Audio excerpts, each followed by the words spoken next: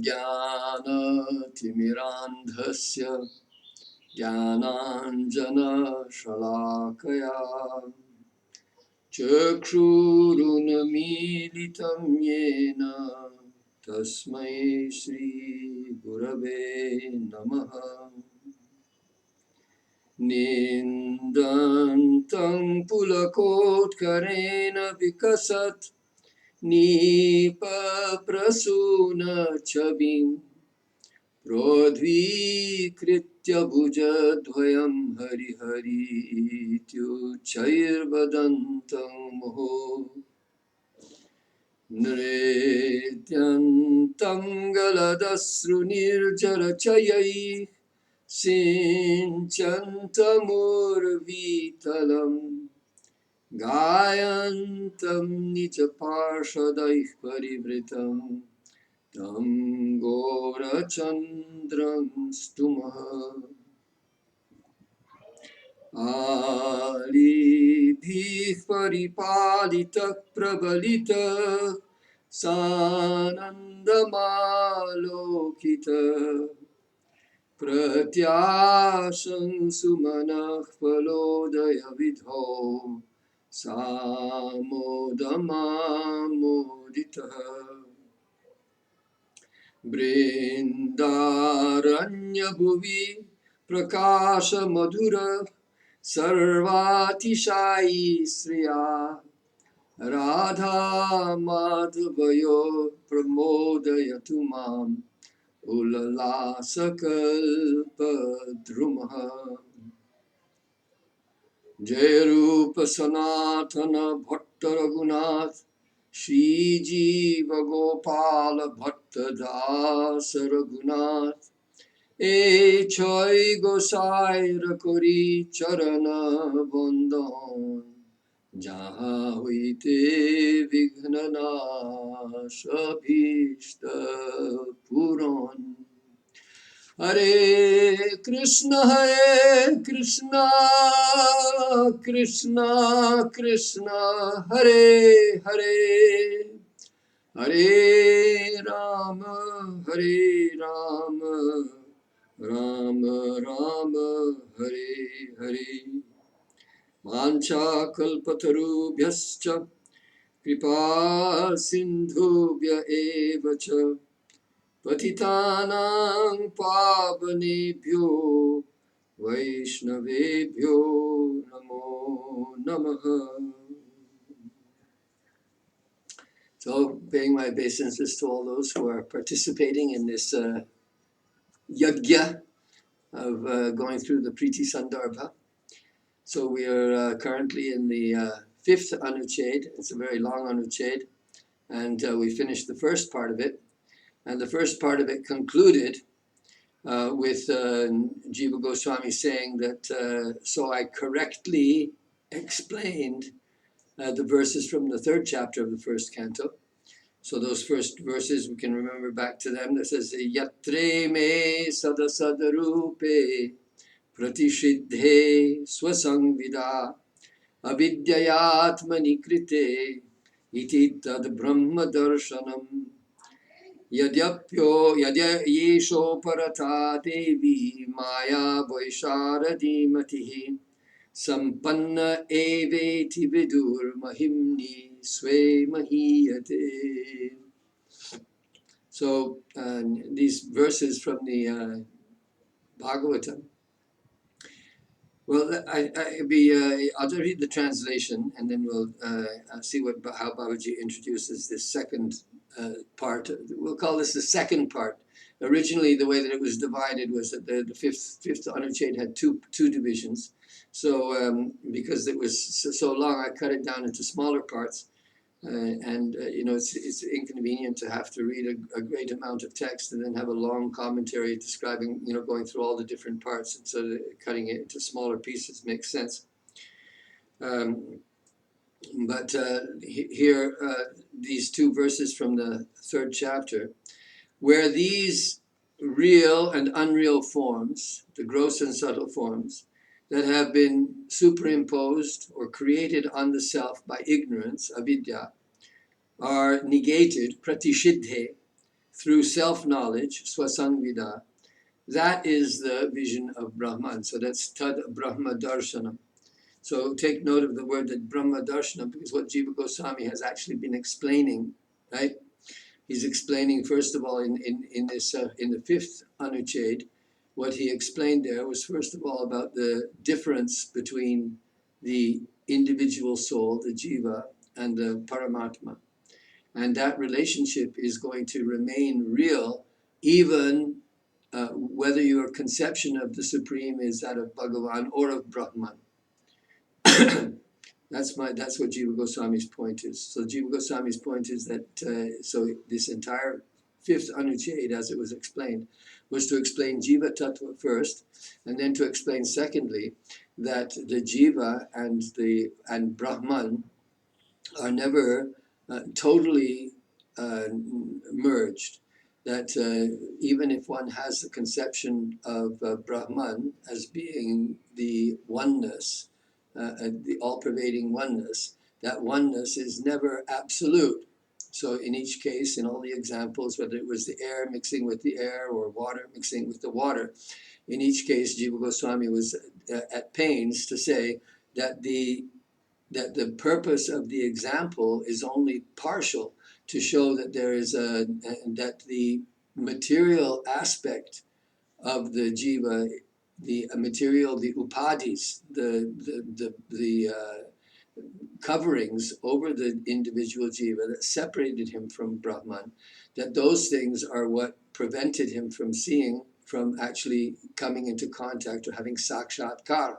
So the important word here is sakshatkara. The sakshatkara means that there is still going to be a separation.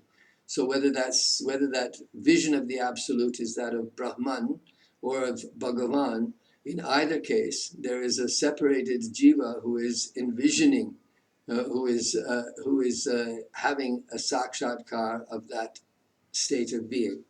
And so even in the case where the jiva is having sakshatkar of his own atma svarūpa, as in yoga, where one eliminates the distinctions between perceiver and perceived and the act of perceiving, that nevertheless there is still the independent existence of the jiva. So kaivalya, that's clear enough, that the jiva is existing in his own svarūpa, even if he's not consciously aware of Brahman or Bhagavan or of Ishwar, Paramatma. Nevertheless, there is still the continuation of an independent existence of the jiva as a separate entity. So that was stated in that verse, right? That the superimpositions on the self, the upadis, when they've been negated through self-knowledge, then that is brahma-darshanam. So the idea of brahma-darshanam, there's drashta, and there's drishya, and there is darshanam. And then it goes on in the next part, there the second verse where there was that the sages should know. So there were two translations, yes. One is the translation that is the more literal version. The sages know that should the goddess Maya in the form of unerring knowledge withdraw, the jiva attains the wealth of bliss of Brahman and is exalted in his own glory. So there again, there's a division being made that he is sampanna. He has attained the wealth. And so that was the way that the previous section ended, right? The previous section ended with the words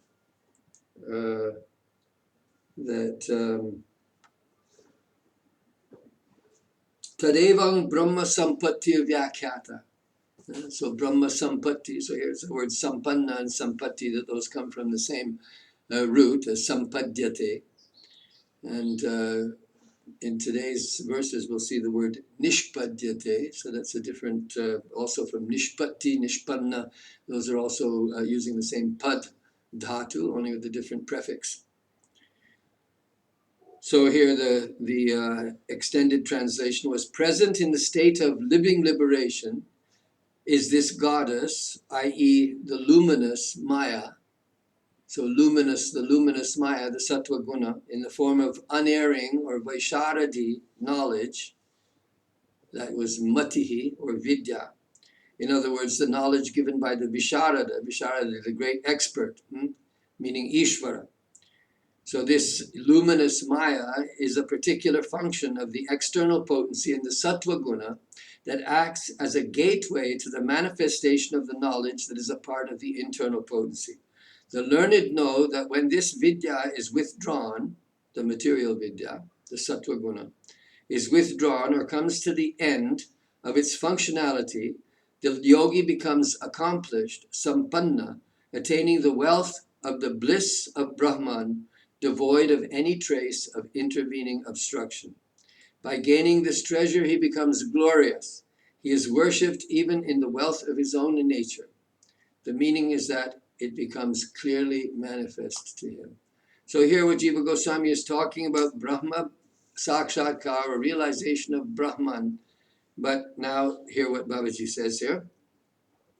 So it says, after establishing the true nature of Brahman realization, Sri Jiva proceeds to show that it is not the real Purushartha. Here it should be noted that Jiva Goswami does not reject Brahma Sakshatkar per se. He, however, does not accept the Brahma Sakshatkar as propagated by the Advaita Vada follower.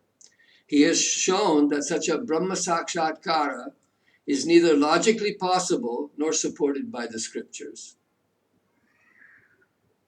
So that was the meaning of all the Shrutis, the Chandogya and Taittiriya and Mundaka and Kata and Brihadaranyaka. There were quotes from each one of those Upanishads, all supporting the idea that the realization of Brahman is still something that is experienced relationally between the jiva and that concept of Brahman.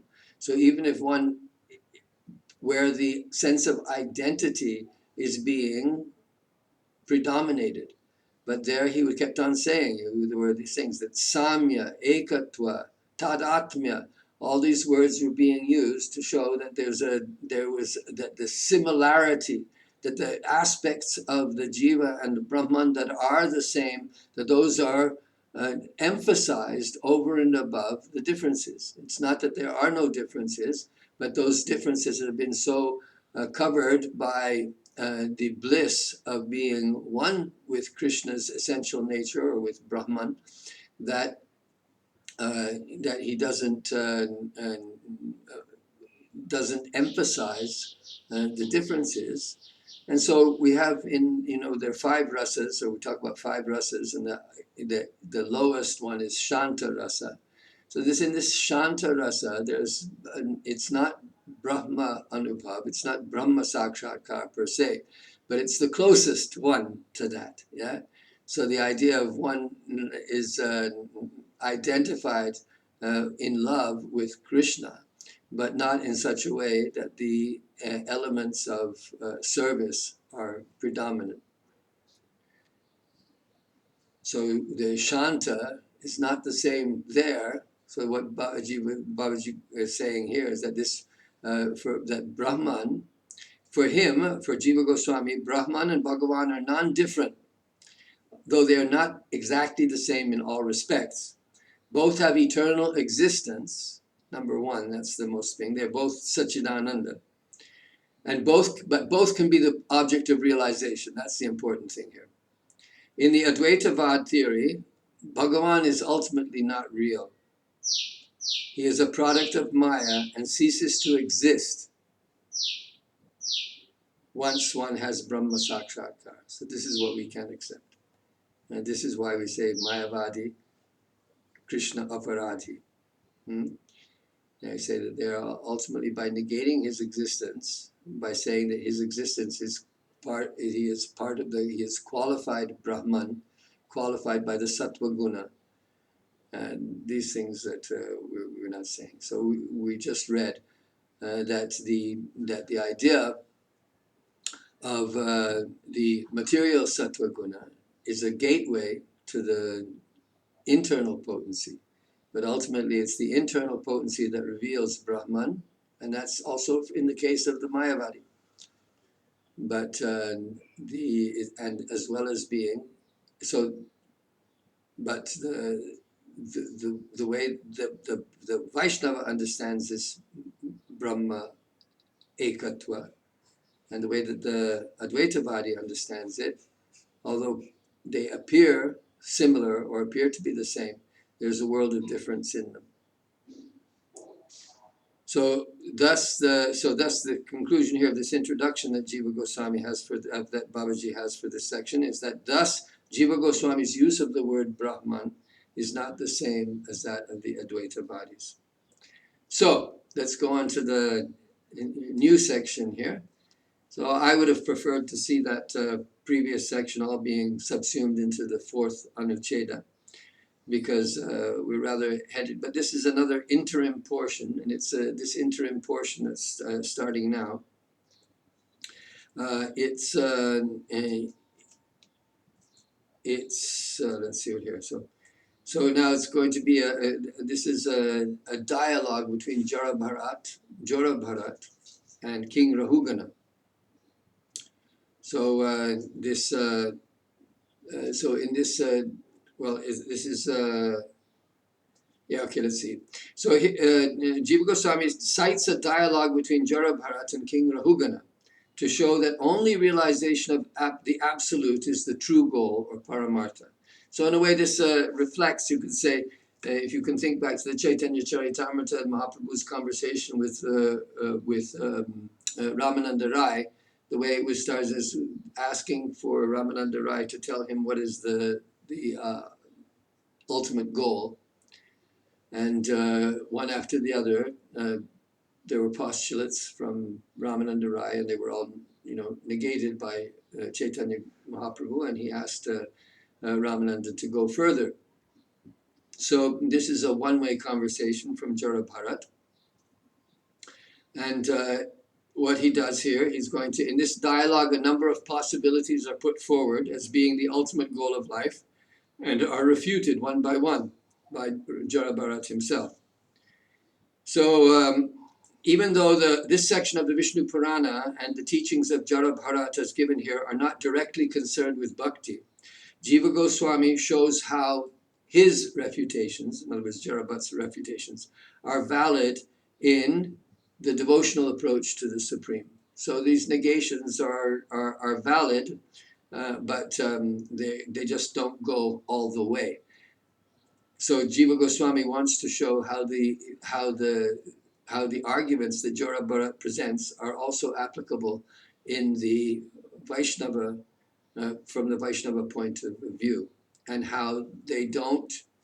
Right. The point now here is also this following thing, that if you read this section, because it's about jnana, it's dominated by understanding of jnana, it will seem that the negations of Jaḍa-bharata could also be applicable to bhakti.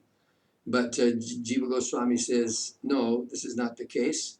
And this is also, you have to read Jiva Goswami's comments side by side with Sridhar. Because Sridhar Swami, besides commenting on the Bhagavatam, he's also written one of the few commentaries on the Viṣṇu-purāṇa, as well as his commentary on the Bhagavad Gita. So in all those commentaries, there's, Sridhar is a pioneer, let's say, in promoting devotion, but he is not always going to illustrate the devotional point of view when it comes to these texts. So when a text is rather explicitly Advaitavad in orientation, then Sridhar doesn't necessarily contradict what that original statement is. So let's start here. So I'm giving the title here, that means based in the impermanent cannot lead to the paramārtha. So tatra śrī-viṣṇu-purāṇe paramārtha-nirṇaye rahūgaṇaṁ prati jaḍa-bharata-vākyaṁ yathā.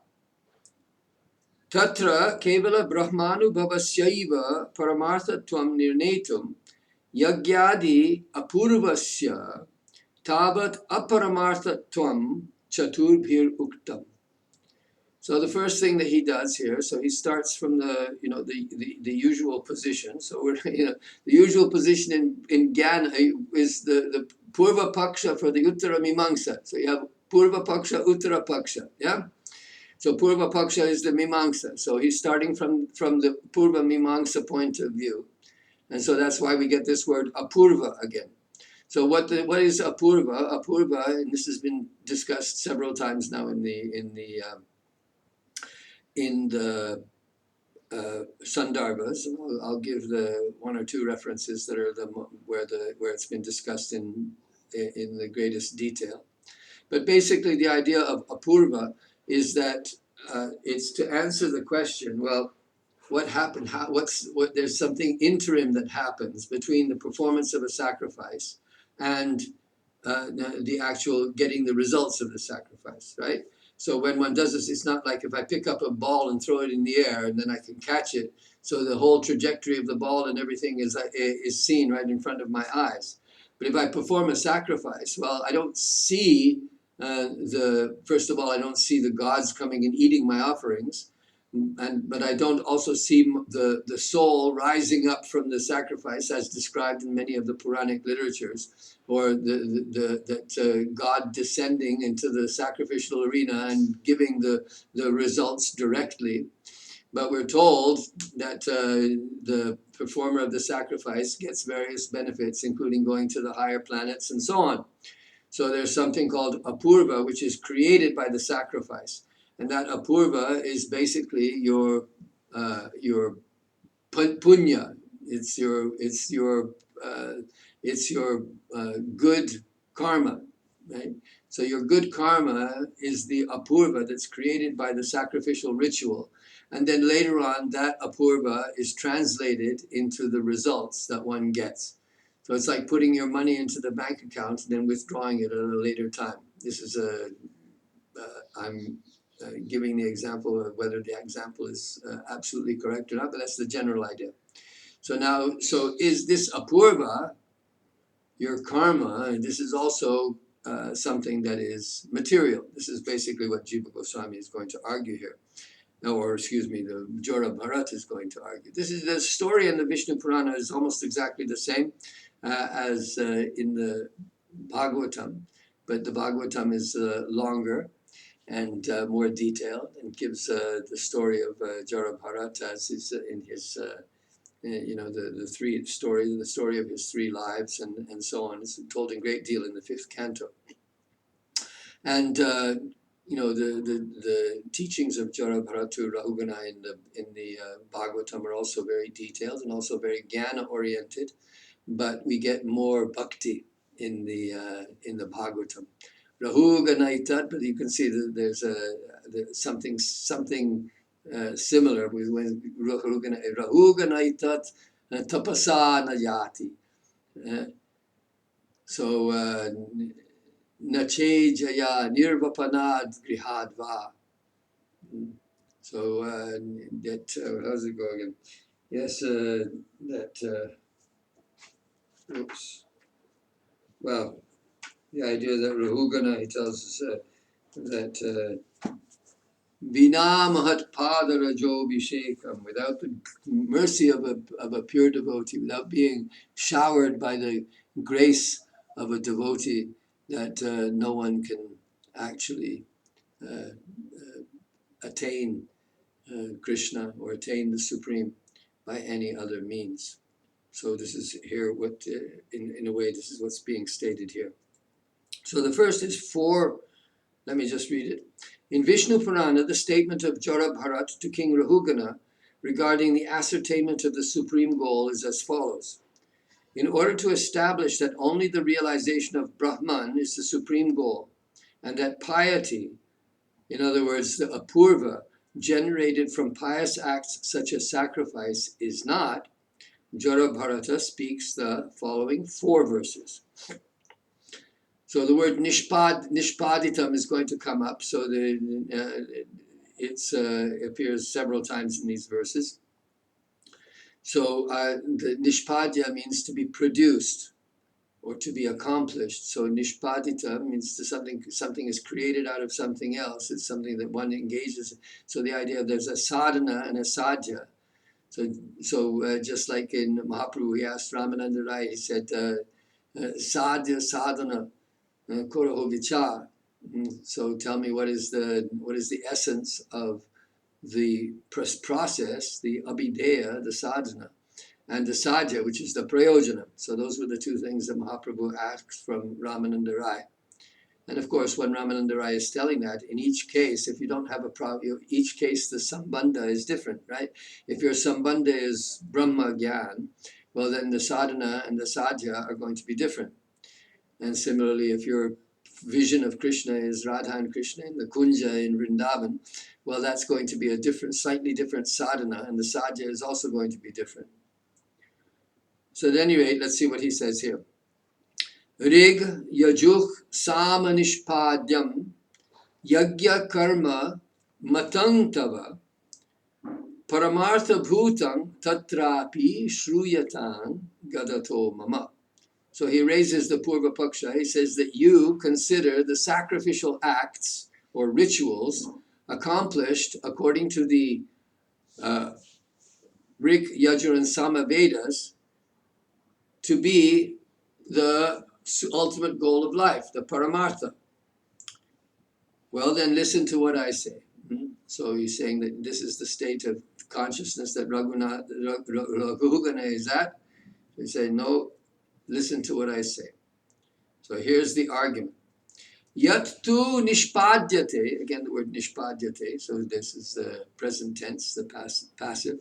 So that which is produced or accomplished. So I think produced may be better here to say, because the idea is something that later on Jiva Goswami will say that when he's refuting, let's say, from the point of view of bhakti, then he'll again talk about this idea of production, and that bhakti is not produced, but that bhakti is revealed, or that bhakti makes an appearance. So here we go. So yat-tu niṣpādyate karyam, so the result that is produced by mrida kāraṇa-bhūtayā, by earth or clay, which is in the position of being the cause.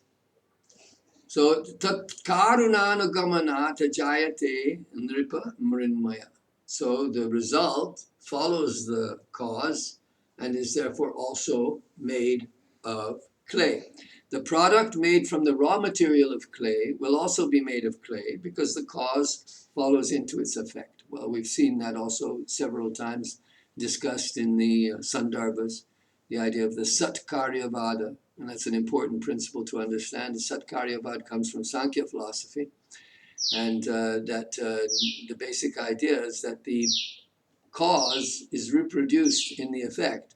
So the cause and the effect have a certain relationship. This is the upadan karana. So the cause is always reflected in the result. So the result has to have in the material world, everything is a product of the material energies, and of course mixed with the spiritual energy of the jiva, yayedam dharyate jagat.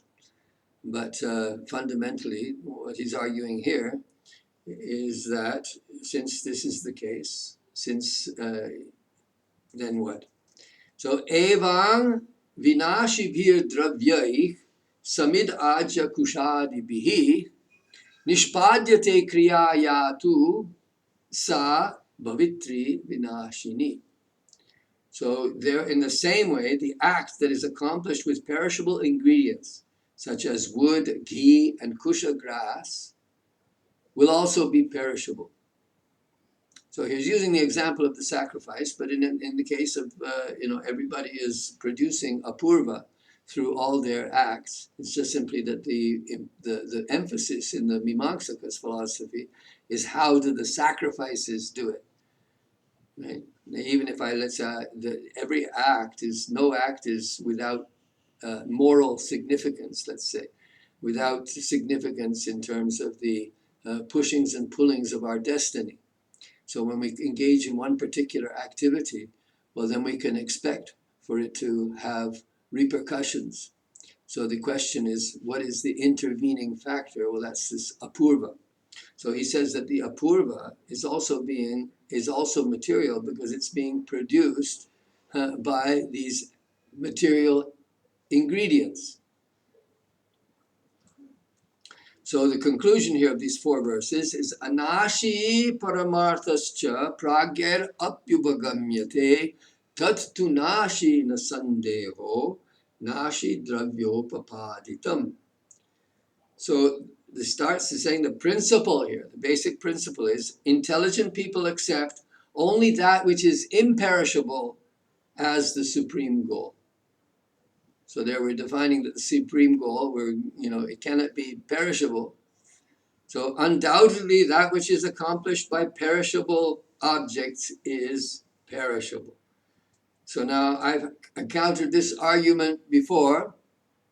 Let's see what Jiva Goswami has to say. Now the first thing that Jiva Goswami is taking the devotion, so if someone should argue that I'm offering ghee to Krishna, I'm offering a lamp to Krishna, I'm banging cymbals and drums and singing with my material voice and so on and so forth, that these activities could not possibly have a permanent result because they are perishable.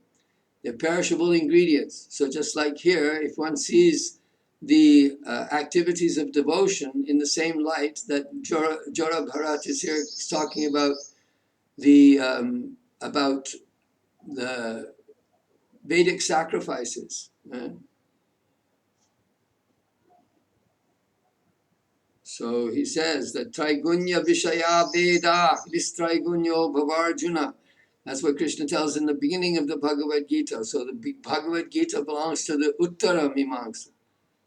It doesn't belong to the Purva Mimamsa because Krishna in the Bhagavatam, he gives a different explanation of sacrifices as being preliminary, as something about self-purification. And it's not about simply attaining the heavenly planets or whatever. So here, for example, by this example of yajña, one should not infer, excuse me, I didn't read the Sanskrit. Etad-dṛṣṭāntena. So dṛṣṭānta means an example. So we talked about that before. An example functions partially, never completely. Otherwise, if an example could function completely, there would be no need for an example. If I might say that he is the only example for himself, right? There's only one Krishna. No one can be equal to Krishna or greater than Krishna. Right? So how am I going to expect, what examples am I going to give for Krishna? That's a rhetorical statement. But in poetry, we still try to make examples. So all examples, all dṛṣṭāntas have their limits. So it says, by this example of the sacrifice being perishable, one should not infer that bhakti in the form of worship, etc., is also perishable, right? Pūjādimaya-bhakter, pūjādimaya-bhakter. So pūjādimaya, so what is this puja? So puja is obviously the most similar to yajña.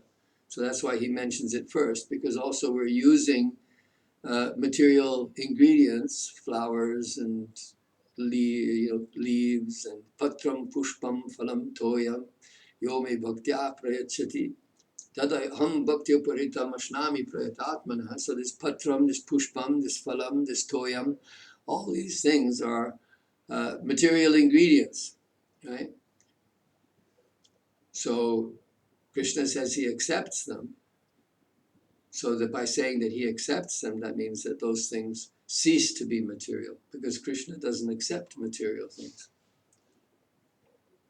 So it's not he says, tadaham bhakti uparitam. So it's because they are offered up with devotion that Krishna accepts them. So it's not the ingredient itself that is predominant.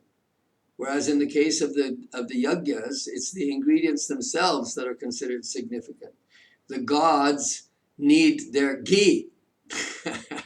The gods need the ingredients for them. They actually want and enjoy the offerings in the sacrifice.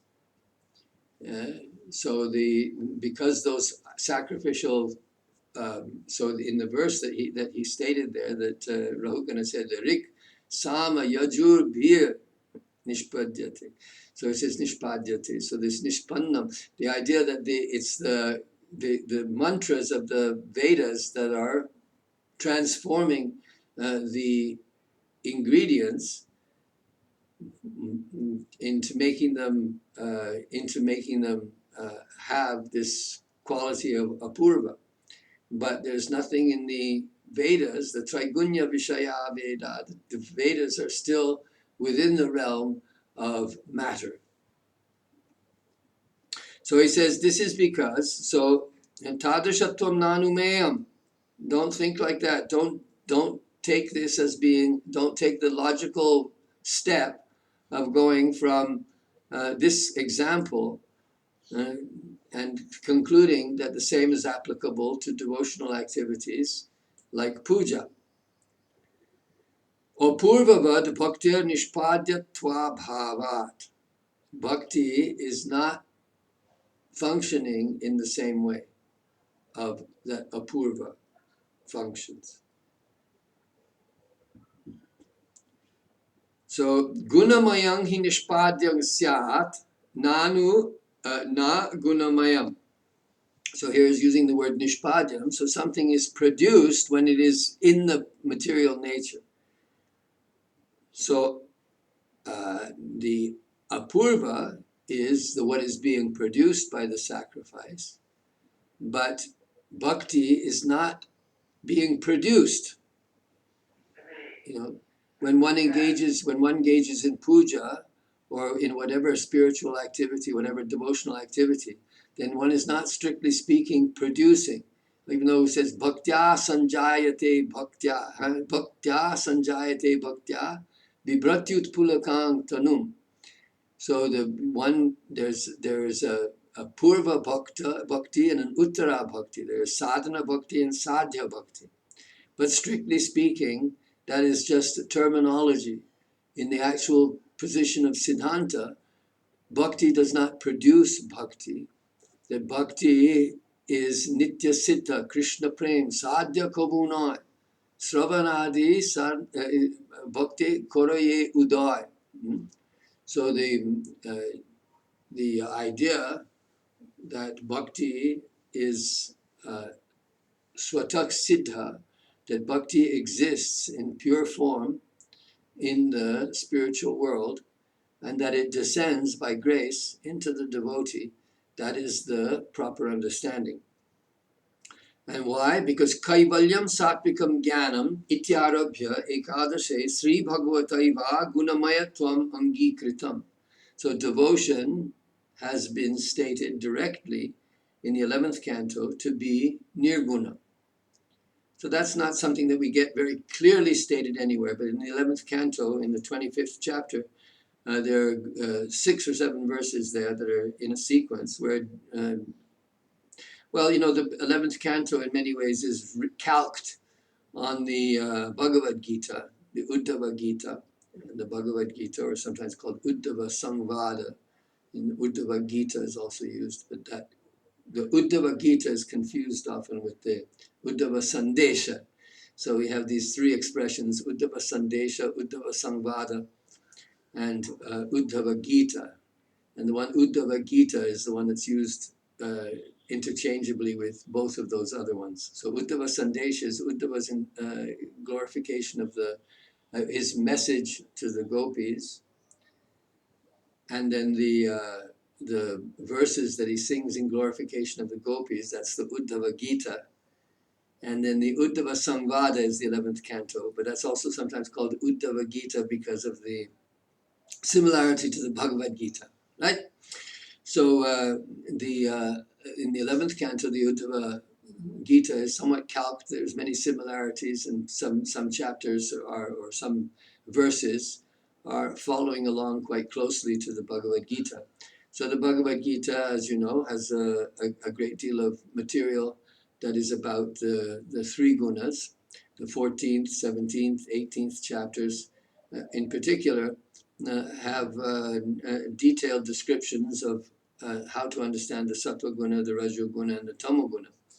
But even though at the end of the 14th chapter, which is the principal chapter describing the three gunas, it says that etad-yoga-vicharena bhakti-yoga sevate, bhakti-yogena sevate. Avyabhicharena bhakti-yogena sevate. So one who yo mam cha vyabhicharena bhakti-yogena sevate. So Krishna says, one who serves me or worships me with unadulterated or uncorrupted devotion, sagunan samatitya itan brahma-bhūyāya kalpate, that he transcends the three gunas and becomes fixed in the Brahma state. Right? He becomes identified with Brahman. In other words, he is transcendental to the three gunas. So the idea of becoming nirguna is there in the Bhagavad Gita, but someone might confuse this state of nirguna, brahma-bhūyāya, as being the Brahman realization of the Advaitavadins. And so the Bhagavatam, in an effort to clarify the matter more intensely, says things like kaivalyam sattvikam jnanam. So he's only quoted that verse, but he's actually referring to the whole section. Right, so kaivalyam sattvikam jnanam. We'll just go through those verses in a second. Let's just read what the translation is here. So only that which is made of material gunas can be produced, but not that which is free from the gunas. Gunamayam hi niṣpādyaṁ. So the word niṣpādyaṁ, this is what we're looking at here. So niṣpādyaṁ means something that can be produced. Right? So niṣpādyaṁ, only that which is made of material gunas can be produced, but not that which is free from the gunas. So if something that's, so the idea here was that you have the gunamaya-dravyai, the perishable matters. This gunamaya-dravyai. So can anything be with material goods? One cannot produce something that's not material. So Krishna is saying here, or I mean Jiva Goswami is saying, and he's quoting the authority of Krishna from the Uddhava Samvad, that knowledge of absolute unicity is sattvika. So this is, you'll see if you look in the 18th chapter particularly, the idea of oneness, the idea of unity, the idea of underlying unity, that this idea is always identified with the sattva guna. Rajoguna is to see varieties, and tamoguna is to see the wrong thing blindly as being the truth. So to be fixated in something that is not true, that is tamoguna, that's ignorance, right? To have an ability to see the distinctions between different things and to compare them and to grade them and so on, that these are characteristics of the rajoguna. And the sattva guna means to go beyond that and to actually, let's say, process. We've been talking about shravanam, mananam, and nididhyasanam, right? So the shravanam means to get the information, and in the early stage of that information, one may take one partial statement as being the absolute truth and try to see everything in the light of that, and that's a kind of a tamasic approach. So you see that, let's say, Jesus is the way, the truth, and the light, and no one comes to the Father but by me. So this statement, it's just like we've been talking about this Brahma Gyan. So you have to take this statement and you have to see it from the Goni Vritti and the Mukhya Vritti. And then you look at it, if you look at it from that point of view, and you take the other revelations from other scriptures and other texts in the world religions, and you put it in that context, well, then you would say that that kind of a statement would have to be adjusted, let's say. So that kind of statement, when it becomes overbearing and when everything has to be seen in the light of that statement alone, then without accommodating other teachings and other visions, without trying to find the samanvaya that is going to be tamasic.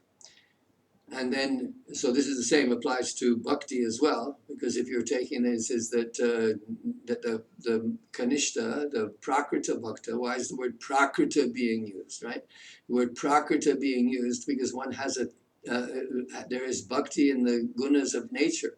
So one has a particular state of knowledge and is engaged in bhakti and sees Krishna as being the all in all and so on. But even though he has that intense devotion to Krishna, because he has the pritag-drisha, this pritag-drishti, this is you have to look in the 3rd canto in the 29th chapter where Kapila Dev talks about these things, that if you have the binna drik, or pritag-drisha, you have you're seeing separateness, you don't have that underlying unity of understanding, then that's going to be tamasic. And so in the middle stage, one has, in the rajasic stage, one is going to see the various aspects of the thing, going to analyze the various aspects. So that's mananam, right? He's going through the process of shravanam, continuing the process of shravanam, but he's analyzing the differences, the apparent contradictions, and understanding the nature of the contradictions and trying to analyze and hierarchize the different teachings in terms of assessing different statements here and there to try and find out which statements are more valid than others. Let's put it that way. But when one comes to the sattva guna, well, then one finds one has come to the nididhyasana. In the nididhyasana stage, one comes to the point of seeing the underlying unity. So now in the nirguna stage, well, the nirguna stage applies in all 3 levels, yeah?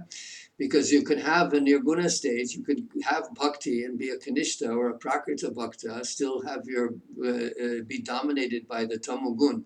That doesn't mean that the bhakti itself is not nirguna. It just means that your state of understanding bhakti and your appreciation of bhakti is still governed by the different upadhis that are still not completely absent from your psycho-spiritual makeup. So, at any rate, in that chapter, Kaivalyam Satvikam Jnanam, in each case, he has stated the bhakti is devoid of the gunas of material nature. So let's give a look at those verses quickly, and we'll just get an idea. So, Kaivalyam Satvikam Jnanam Rajo Vaikalpikam Tuyat Prakritam Tamasam Jnanam Mananishtham Nirgunam Smritam. So knowledge of absolute unicity is sattvika. Relativistic knowledge is rajasic. Unrefined or vulgar knowledge, prakritam. So the same word is being used. Notice that.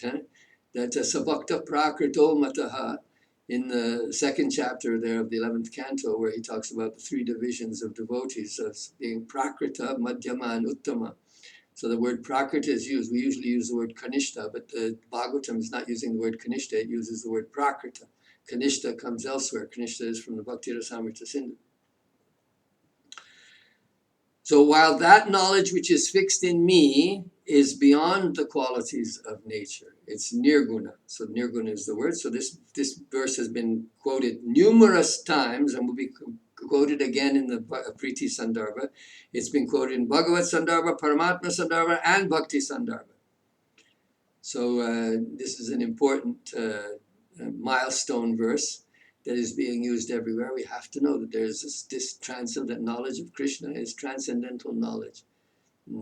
Even though it appears sometimes to have elements of prakrita, sometimes it appears to have elements of vaikalpika or rajasic, or sometimes it appears to have elements of the sattvika jnana, of unicity, kaivalya jnana, which is what we've been talking about already in the previous parts of this anucheda, and actually all the way up to this anucheda.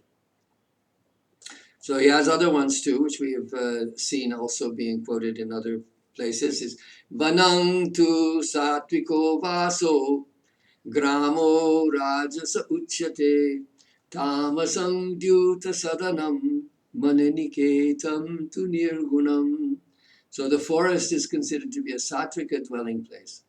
So it's conducive, right? The sattvika gun is not, for a sadhaka, the sattva guna is conducive to, we saw that even earlier today. I was just quoted from that previous portion from the 4th Anuched in terms of the verse that this sadasat rupe pratishidhe swasangvida yadyesho parata maya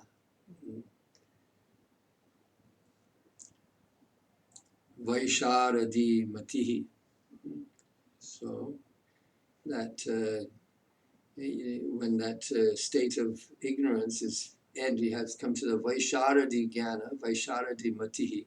So that vaisharadi mati is uparata, comes to an end. And Jiva Goswami said that that's because it comes to an end, because it's serving as a gateway to the internal potency.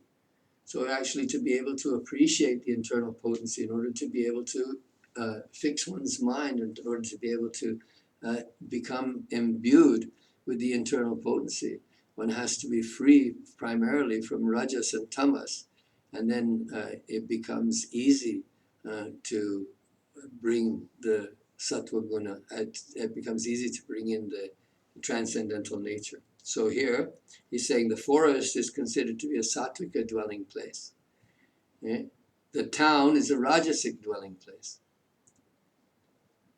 The gambling house is tamasic. So the gambling house, that stands for, all the places of Kali.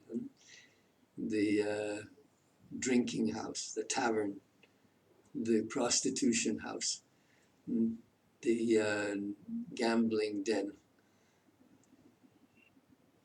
All these places of sinful activity, those are all tamasic. So they should be avoided, but my abode is free from the material qualities.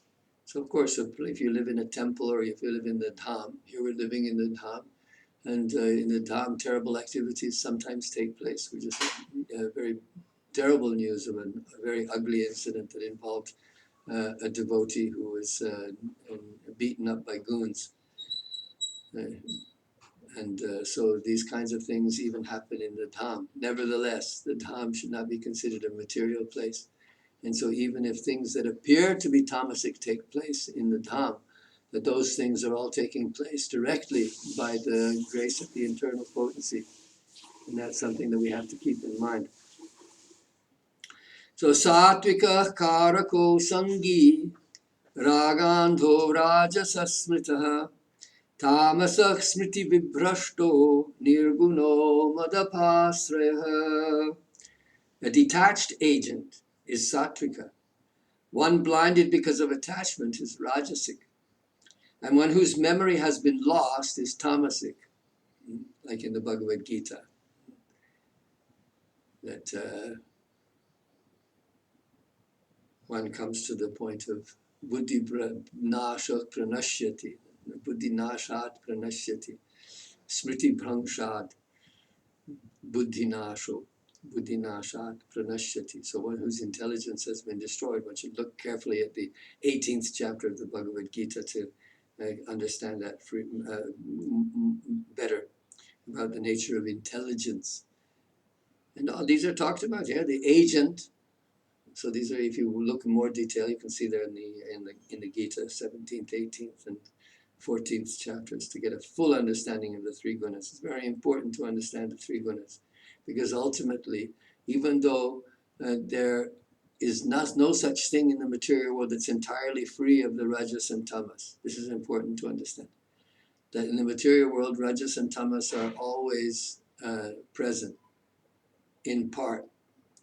But for a devotee who is in the nirguna quality, that these three gunas are not of significance, that they become subservient to the nirguna state. So even anger, for instance, for a devotee is possible. Even suffering is possible for a devotee. It's the characteristics of the tamogun. Even sleep, desire. These things can be present in a devotee also, but they serve the nirguna state. They serve bhakti. They serve prema bhakti. So a detached agent is satvika, one blinded because of attachment is rajasic, and one whose memory has been lost is tamasic. But the agent who works under my shelter is free from the material gunas. So this is the important one here for this discussion.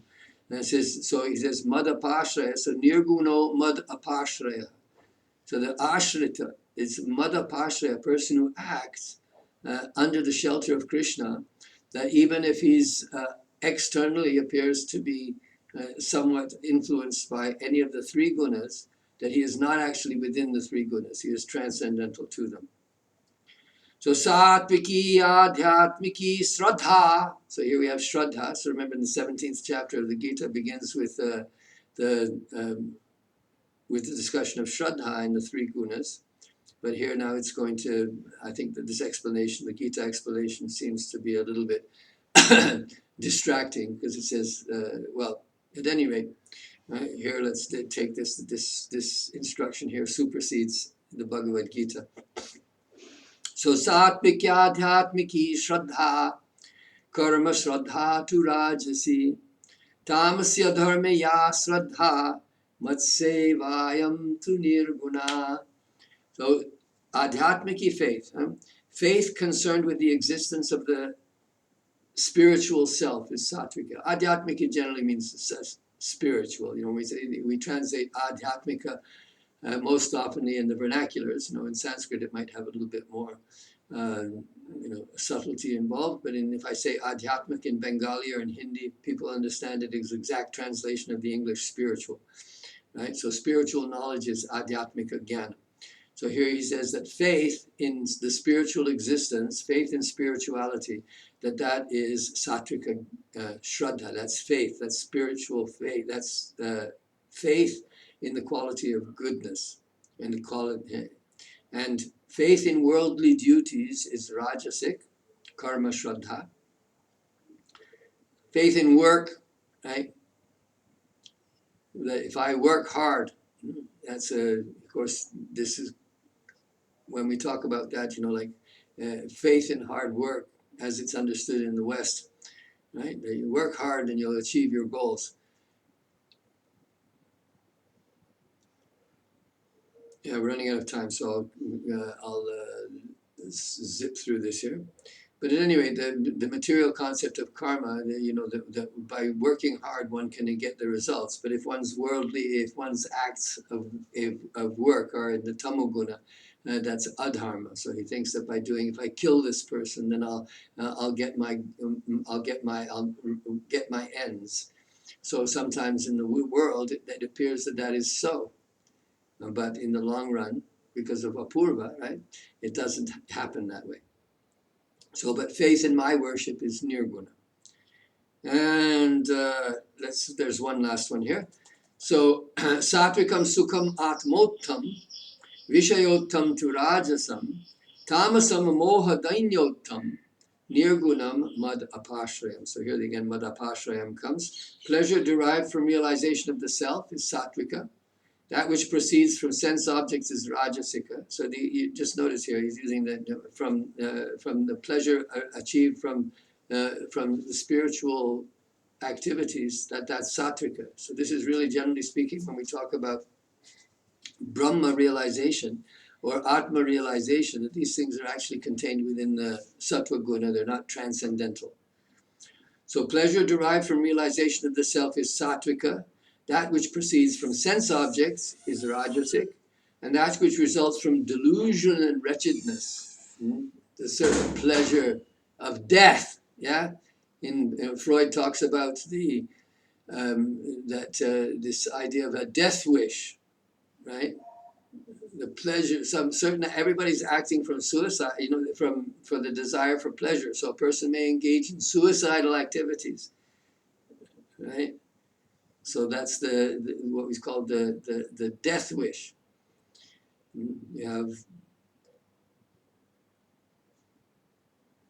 but pleasure ensuing from realization of me is nirguna, or from dependency on me. So let's just I'll finish up this section here quickly. So atah svarūpa-śakti-vṛtti-višeṣatvena tasyaha bhagavat-prasāde sati swayam āvirbhāva-eva janma.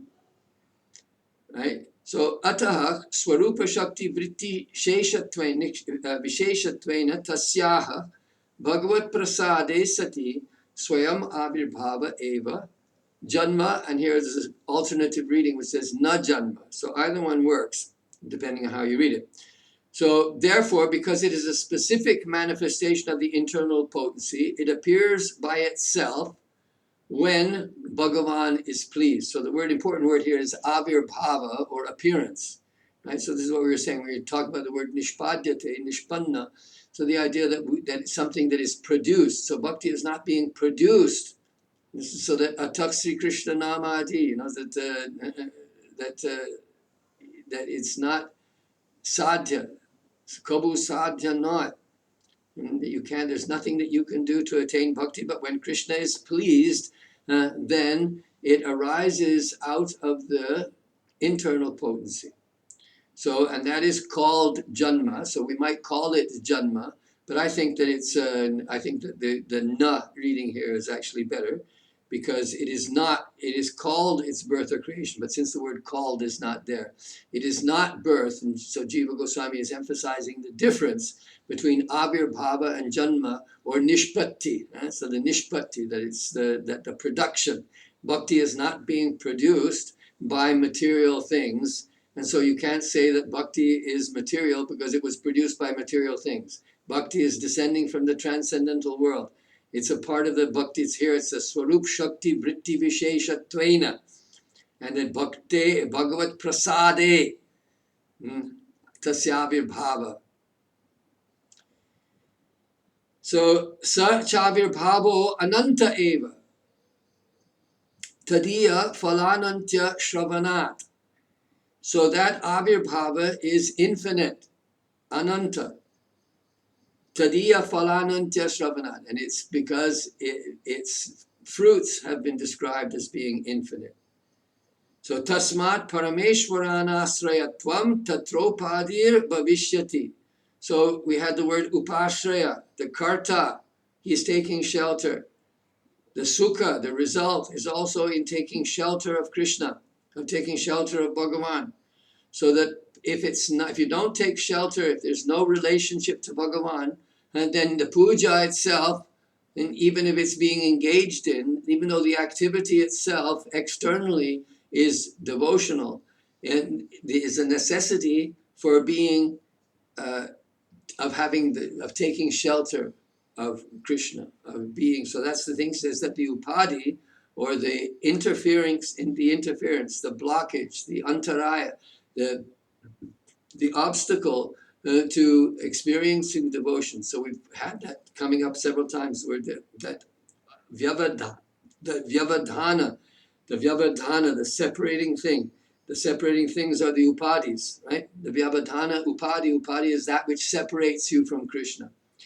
So here in this particular case, the upadi which separates the act from its results, from its transcendental and spiritual fruits, is the fact that which is, of course, that fruit is prema itself. Bhaktya sanjataya bhaktya. The fruit of bhakti is bhakti. So to be able to experience bhakti in its full natural form arises from the removal of the upadi, and the upadi here is not taking shelter of Krishna. Prapadyamanasya yathāshnatosyu bhukti bhakti tushti pushti shuddhapayo nagasa bhakti pareshanubhava virakti anyatra syatrika eka kalaha prapadyamanasya. So there's that prapadyamanasya. So the bhakti, the tushti, all these characteristics of devotion are the result of this taking shelter. So if that taking shelter, if that apashrayatva is not there, then one does not attain it. So, and he gives an example here. Hingsayam papot pati anumitao avihitatva vat. So it is like, so hingsa, with hingsa, if you engage in violent activities, right? So the violence, if one is engaged in violent activities, those will be sinful. But if you do it according to Krishna's command, like Arjuna in the Bhagavad Gita, well, then there's no negative result. Or if one is engaged in dharma yuddha, as in the idea of the Bhagavad Gita. So even though this is important, because the example of violence can be extended to other activities also. All right, so let's just see what it says here. This appearance of bhakti is verily infinite, because its result has been described as everlasting. So the prema bhakti is the result of sadhana bhakti. So the result of bhakti, the result of engaging in, this is all explained in Priti Sandarbha, the result of engaging in activities of devotion, they're all purifying, and so their results are all eternal. Nehabi kramana shosti pratyavayo navidyate swalpamapyasya dharmasya trayate mahato bhayat. There will be freedom from all ignorance through engaging in even a little bit of pure devotion. Therefore, not taking shelter of the Parameshvara, of the Supreme Controller, will be the limitation or the upadi that is placed on the activity. Right? So that applies here to the yajña, in the sense that the yajña is not being directly, we have, of course, the examples. This is also given in case of Bharata in the 5th canto, and Jiva Goswami has talked about this at some length in the Bhakti Sandarbha, that the Bharata was engaged in the ritual activities of the Vedas, but he was seeing all the gods as being parts of Krishna, so he managed to take those activities of the Veda and convert them into bhakti. Right? So here that's the not taking shelter of the supreme truth, of the supreme controller. That's the upadi on the yajñas, and it's also the upadi on the activities of devotion. Okay. So the important thing here in either case is the not taking shelter of the supreme controller.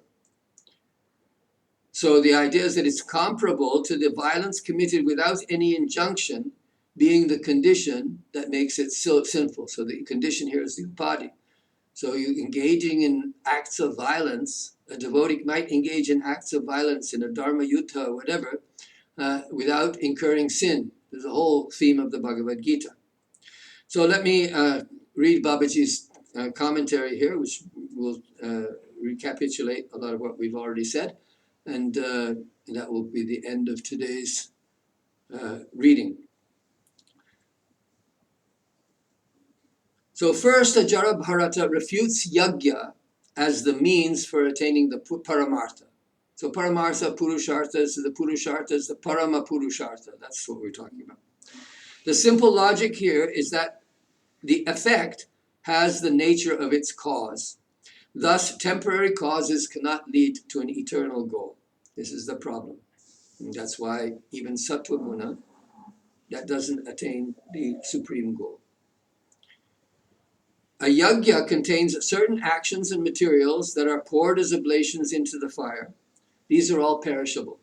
According to Purva Mimamsa, a yajña produces apūrva that becomes the cause of giving some benefit in the future.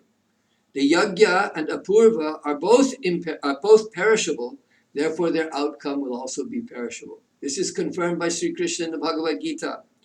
Traividyamang somapah-puta papa yajñair ishtva svargatim pratayante te punyamasadya surendra lokam ashnanti divyan divideva bhogan te tang bhuktva svargalokam visalam Kshine punye martya lokam vishanti evaṁ trayi dharma mamanuprapanana gata gatam kama kama labhante.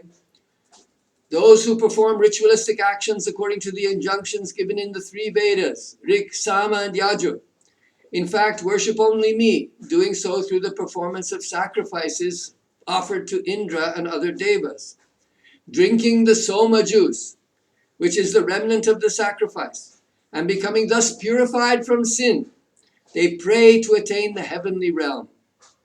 Having reached the meritorious abode of Lord Indra, they enjoy the celestial pleasures of the devas in heaven.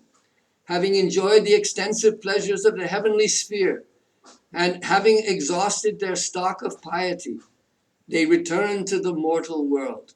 Thus, those who are devoted to the fruitive rituals prescribed in the 3 Vedas and who seek material pleasures come and go repeatedly. So a doubt is raised on this. If actions give only perishable results because they are themselves perishable, then bhakti will also give a perishable result. But this is not true. The reason for this is that the acts of bhakti are not material. They are imbued with the intrinsic potency which descends into the mind and senses of a bhakta. This is stated by Rupa Goswami.